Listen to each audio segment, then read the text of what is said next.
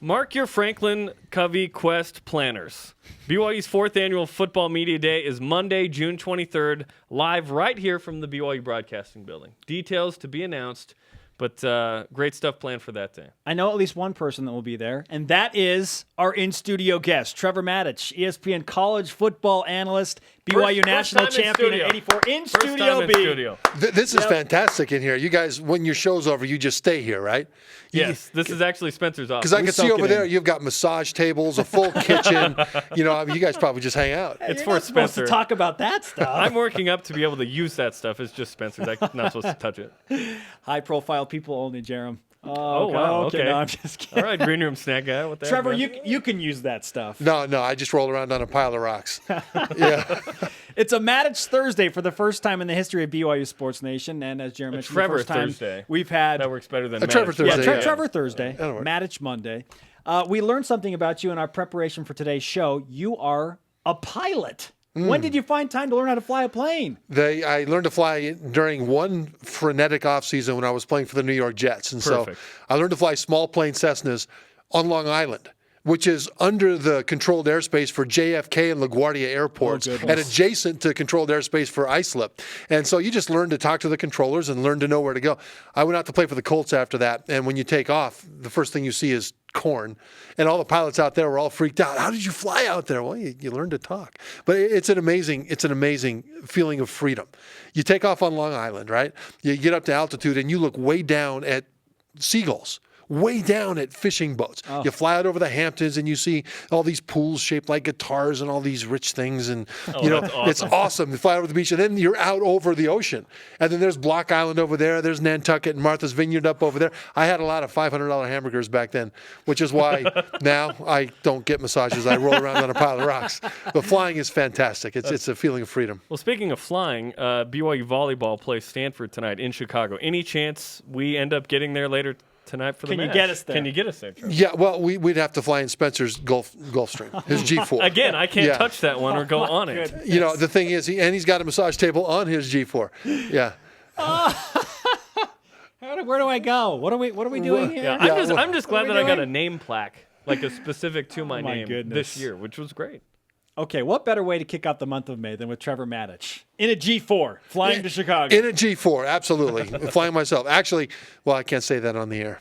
I was going to tell you a story, but I can't tell you that. Okay. Anyway, so it had something to do with the jet, though. And it's a very good story. I'll tell you off the air. That's called Fantastic. a tease. BYU football headed to Miami, it would appear, Yes. in December pre-Christmas to play in the inaugural Miami Beach Bowl against an American Athletic Conference opponent. What was your initial reaction to that news? Awesome. Yeah. That's thing number one. Thing number two, awesome for BYU.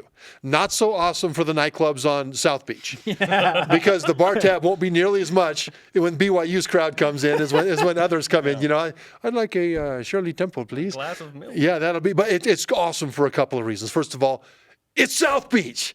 And we used to go to the Holiday Bowl. We used to leave the snows of Provo in bowl season and go to Mission Beach in San Diego. It was awesome. Well, now you're going to Miami Beach, which is great. Another thing that's great and even better than that is that you get the recruiting. Because you go out there and spend a week in South Florida. That's a recruiting hotbed. And one of the reasons BYU went independent, or let's put it this way, one of the benefits of going independent, if not one of the reasons, is that they can schedule games in the Southeast. They can schedule games in Big Ten country, in the Northeast, in all parts of the country. And for recruiting, if they can bring in one or two top athletes from those areas that ordinarily they wouldn't get because those recruits are not familiar with BYU personally, then that'll allow this program to continue to rise up into the elite level. And so going there for a week of bowl preparation and the bowl game puts them in position to be able to meet with those recruits and let those recruits see what BYU is like, and more importantly, what BYU football players are like personally and not just what they read. ESPN's Trevor Matich is on BYU Sports Nation, former national champion as well. 30th anniversary of that. Is there? I was 4 years old. I was the youngest player on the team. 4 years old, whatever. Yeah. 30th anniversary Has of the it been 84. 30 years since then? It's been 30. Wow. Okay. Well, so I was before you guys were born. I was 1 year, 2 months old. I was 3. We brought it up with your good friend Robert. I'm going to physically assault both of you right now. on worldwide television. This is getting weird. I think we need to go to break. No, my parents went to the game. They didn't take me, though. They got a babysitter. Otherwise, I would have been at the game. Could have said I went to the game and said I was home crying and wetting my diaper. That game was unbelievable, though. And you know what? There's some people. Well, we beat Michigan that day. Yes. And I'm aware of that. All during the week, Michigan fans, many of them were very upset that they had to play BYU because they didn't respect the BYU brand at the time. Even though you were ranked number 1? So this goes back to wetting diapers. I wouldn't be surprised if there were a few extra Pampers changed in that state after that game. We respect Michigan, but they were not happy that we beat their Wolverines that day. Well, you got it. And you got the national championship. You brought up an interesting point about recruiting and BYU's independence. Yesterday we were asking people, well, what's more important to you when you consider a bowl game, location or opponent? What do you think about that? They're both important because opponent, if you can beat a really strong helmet, that's great. But location allows you, once again, to do that recruiting. And people think of bowl games as a reward for the players. And actually now, this year I think there'll be 39 bowls, and then next year there'll be 40. I believe. And people are complaining about that. But in my mind, the people that complain about there being too many bowl games need to go back to school to learn how to operate a television remote. If you don't want to watch the game, watch the Kardashians. They're on somewhere as well. Yes. And so a bowl game is not designed as a reward. It is a reward for the people involved in it, but it's designed as a vehicle for communities and charities to be able to get their message out. And so everybody benefits one way or another. And so if a community and a series of charities and businesses want to bring in a couple of schools that might be 7-5, 6-6, 8-4, whatever, to play in their bowl game, good for them. And if you don't like it, don't watch it. The good thing about BYU, though, is it's such a national brand that no matter where they go, there's always big local interest. And whatever bowl gets BYU in whatever part of the country knows that, first of all, they'll sell tickets. Yeah. Second of all, they'll have a big attendance for their events during the week. And third of all, they'll have big press locally, because BYU is one of those national brands that always brings interest no matter where they are. Trevor Matich of ESPN is with us on BYU Sports Nation. Let's talk about BYU and the changing landscape of big-time college football. A lot of banter this week about the playoff meetings in Dallas, Texas. And Tom Holmoe flew out to meet with SEC Commissioner Mike Slide because BYU was kind of left out of SEC future scheduling plans. Where do the Cougars fit in as an independent? Can they survive as an independent moving forward with all these changes continuing to take place? I think it's easier now for BYU because in the past, really, the only guarantee that BYU had to be able to play for the national championship was to be 1 or 2. Now, if they're in the top 4, they have a chance to be in that playoff. And so it doubles the pool for BYU. Now, they still will probably have to go undefeated and look great doing it. But keep in mind that because of the nature of being independent, they can schedule any way they want. I mean, this is a team playing Wisconsin, Notre Dame, Texas, with other big names in the future. BYU's got the ability to generate brand name wins, and should they win those games and win them all, then they'll have a chance to get into that pool of 4. And so because it's a pool of 4 and not just a pool of 2, I think they're actually better off. Trevor Matich is on BYU Sports Nation. One of the big concerns I have with independence, and I've been a proponent of it, is that the TV contract money is feeding these Big 5 schools just so much money that they can build new facilities, support their athletic programs to a degree that BYU is not going to be able to match. Mm-hmm. The Big Ten, it was reported last week, is going to get $45 million per team or something in the future. That's tough to hang with. I mean, bake sale. Bake sale, yeah, on BYU TV. Yeah, bid for a date with Spencer. With Spencer. That would go big. Yeah, Spencer, no ring, not eligible. I'm sorry. Yeah, exactly. Yeah. That's one of the things that I guess I'm concerned about moving forward is will BYU be able to hang when it comes to the finance? No. Yeah, that's how I feel as well. Yeah, the finances are so big. The Big Ten network is why so much money is going to those schools. Now the SEC network will be This is just the beginning. Insane the amount of money. Oregon, out on the West Coast, just opened up something they call the Death Star. I don't know the exact name of it. I'm going out there in a few days. Death Star? Yeah, that's what they call their new facility. It's like this fully operational. Yeah, it is now. Good, nicely done. Very nicely done. But this eye candy is insane. Oklahoma State You know, their locker room, when you walk in with your eyes closed, it doesn't smell like a locker room. Normally, you know you're in a locker room. It's all you can smell is the finest leather of the finest car that you can never afford. Thank you, That's what T-Boone it's, Pickens. that's what, Yes. that's what it's like, right? And this is all this money. And BYU, just because of the nature of the beast, won't have that much money. They'll have enough. They'll have enough. They'll always have enough. And with the deal with ESPN, that helps. That really helps. But from a standpoint of being able to compete, that's a different question on the field. Because BYU is just a different animal than it always has been. BYU is a program that recruits academic all-stars from high school, and you have to. Because the academic standards to get into BYU are along the lines of Northwestern, Stanford, and Duke. So that's the kind of grades in ACT you have to have in order to even get in. And then the second thing is you've got to have the honor code. So it's a very special kind of kid that comes here. Absolutely. Even so, BYU is one of the most consistently winning programs in the last 40 years. It's not just the last 40 years. If you take the first 9 years, the best 9 years of Lavelle Edwards, and then take the last 9 years under Bronco Mendenhall, and the win percentage is almost identical. Yeah. So even in this new era, BYU is continuing to take those recruits and win with them at a high level, and being independent, being able to now draw recruits from other regions of the country where before it was harder to reach those kids. BYU, there's no reason why they shouldn't continue that rise up towards the top of that mountain. And so that is something that's unique to BYU that is not money dependent, and they win with it, not in spite of it. Does that mean, though, in the future, as the landscape changes, and there might be this subdivision one, there might be some separation of in or out with the elite in college football, does BYU at some point in the future have to get in the Big Five? It depends. If the Big Five conferences, you're talking SEC, Big 10, Pac-12, Big 12, all those folks. The ACC. Americans out. ACC, yeah. So that's what you're talking about. There's talk about them now separating from the NCAA and forming their own governing body. There's all kinds of things. Then the question will be, well, what will happen with scheduling then when they play teams from the other conferences, from the MAC and the Mountain West and the WAC and people in places like that? How much will that occur, and what will be the circumstances? Will those programs from the smaller conferences be eligible for the top four in that playoff? And as long as that's the case, then BYU will also be eligible for that top four in the playoff. And that'll expand to 8 at some point in the future. Yeah. You know it will. There's too much money at stake for it not to expand. Yeah. The college presidents, though, have resisted even going to a 14 playoff for so long because they've seen what's happened to other sports. Mm-hmm. I mean, you look at the NCAA tournament, right? How many did that start with? 32, was 32. When Danny Ainge Or was won, it it was 16? 48. And now it's how many? 68. Okay. Yeah. Even Major League Baseball has added divisional rounds. Right. And the NFL will add another playoff. Right. And so this always happens. And what the presidents don't want to have happen is to become NFL light. They don't want this to be, a semi-pro league that's modeled after the NFL. And when you think about it, college football at this level, at the FBS level, is the most different from its professional counterpart of any of the major sports. Mm-hmm. You know, college baseball has their World Series. College basketball has the March Madness. But football has the bowl system.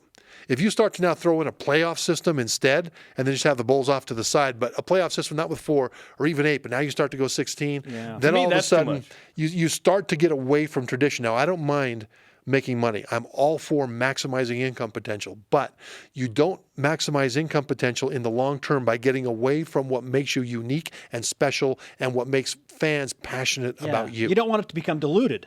You don't want to leave the emotion. And the emotion is the rivalries.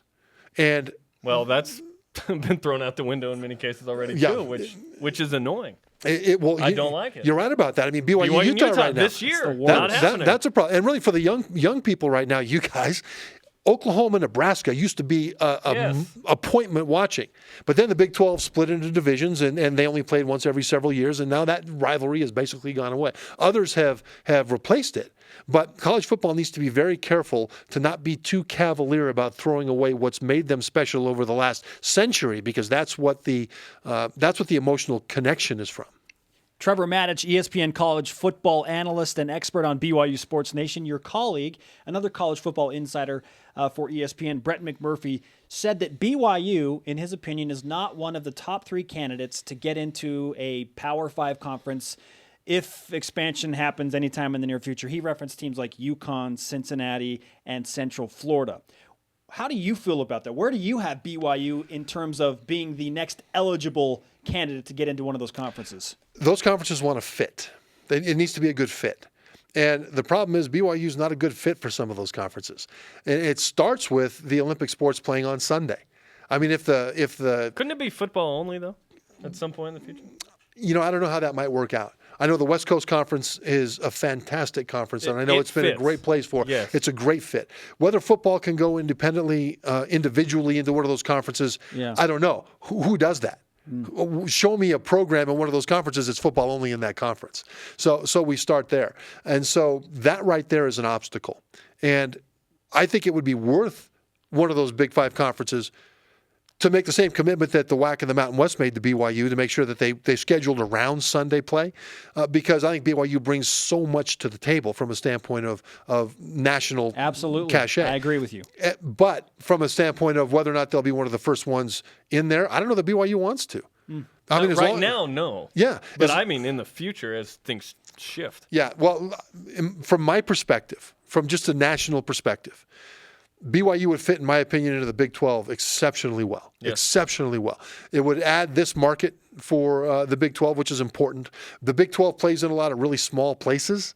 And so BYU would bring their own audience and their own fan base and their own television viewers from all over the country when they play in places like Lawrence, Kansas, and Manhattan, Kansas, and Stillwater, Oklahoma, and places like that. Not to denigrate any of those places. They're wonderful. But it's not Malibu, baby. Well, it's nice to have that kind of a brand name to be the opponent in those home games for those schools. Yeah. Yes.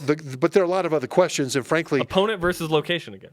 Yeah, well, there you go. But again, whether or not, I think independence has been good for BYU, and it'll be interesting to see what they do going forward. Trevor Matich of ESPN question. with us on BYU Sports Nation.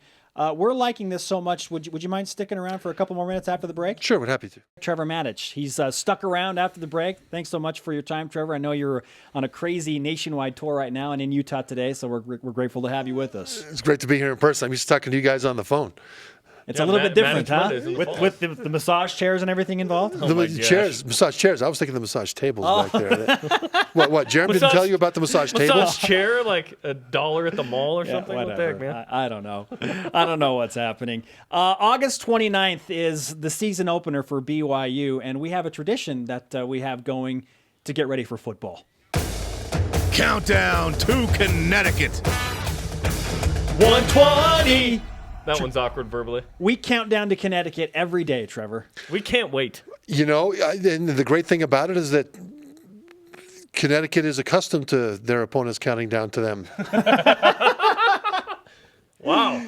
Shot fired. 120 days until BYU hits the Rentschler Field in East Hartford, Connecticut for their season opener. And one by Trevor Matich. Trevor Matich. That was supposed to be a compliment. Was it? Listen, no. I've done Connecticut games.